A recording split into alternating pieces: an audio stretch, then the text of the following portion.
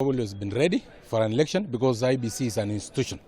It's just like this institution called Parliament. Even when it is 1 month old since the election, it will still be able to process businesses that are supposed to be done by Parliament. The issue that IBC commissioners are being recruited, it is not IBC commissioners that carry out the election. They are not the ones that are on the polling stations. Of course, being an institution, I trust that is already in place and it has structures and it is ready for the election. I'm sure it is ready. Unless then you want to tell me that it is no longer an independent electoral and boundary commission. Because for a commission, it doesn't matter whether the chairman is there or not. The structures are in place and it is ready to perform their duties as an institution.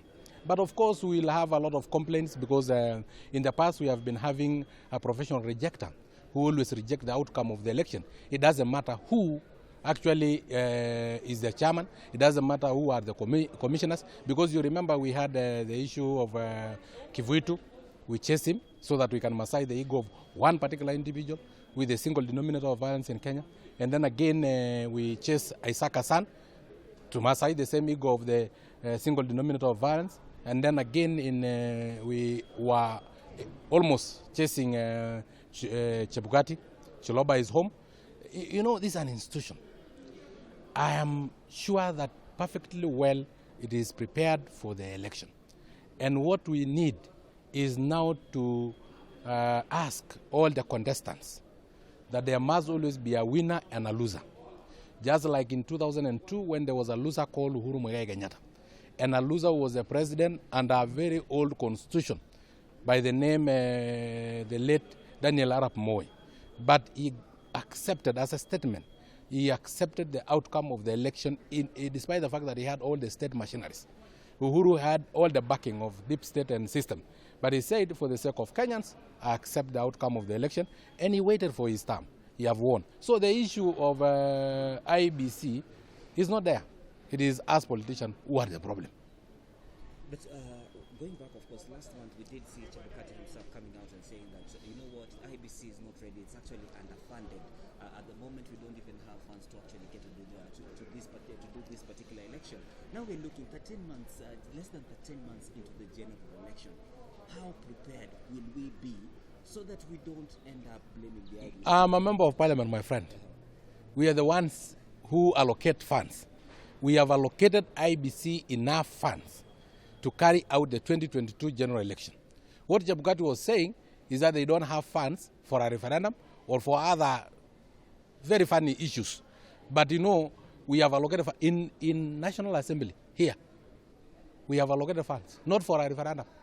We have allocated funds basically for the 2022 general election because that is in our constitution, that is in our calendar. We don't know the other issues that will come in. So we are ready, and we are ready for, I'm sure they are ready for the election. When he said the IBC may not be very ready and they don't have enough funds, is when you guys were putting pressure that he must delineate some constituencies, there must be additional 70 constituencies, there must be a referendum. You know, that is when he was confused. But as far as elections are concerned, I believe and trust IBC is an institution that can stand with or without the chairman, with or without the commissioners, and they will carry out their job perfectly well. Parliament is running even before election. Parliament is running 1 month after election. Parliament is running when we are being sworn in. Now, we'll go into the election. 70% of members of parliament, according to the last or previous elections, will not come back. Do you want to tell me that this parliament will be lost? Who will swear in the new ones? It's because it's an institution that's going on. Even before the election of the speaker, members of parliament were being sworn in. I was sworn in before I elected Muturi. So the institution normally go on. So I'm quite 100% sure this is an institution.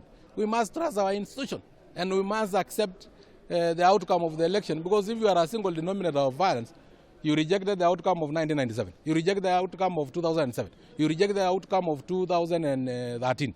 You rejected the outcome of 2017. I'm telling you, do you want to tell me that Raila have been winning throughout? He have never been defeated because he have never accepted that he have been defeated. No. Even Kalewis, have been once defeated.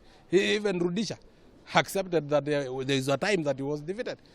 Yes. So the only problem we have in Kenya is the single denominator of violence, who believe in professional rejection of elections. Yes. As far as I know, and as far as the constitution, we can only extend the term of parliament, not even the term of the president or executive, the term of parliament during the time of war. Which war are we on? Are we in any war? Which country are we fighting with? Or does it mean because we are fighting a BBI that have been renamed as snake? Sasa vita yetu na nyoka ndio itakuwa ndio itapostpone election? Ama ni kwa sababu tunapigana na a tiny world tiniest organism called a virus?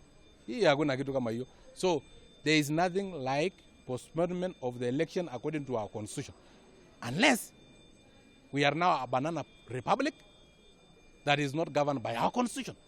If we are governed by our constitution, the election will be held on 9 August 2022.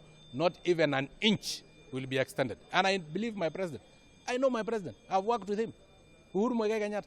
He respects the law. He respects our constitution.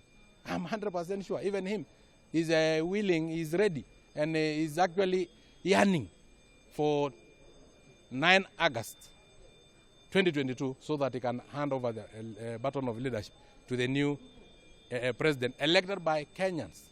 Not endorsed, elected by Kenyans. Kenya is a democracy. No endorsement, governed by the rule of law. Our constitution is the supreme law of this land.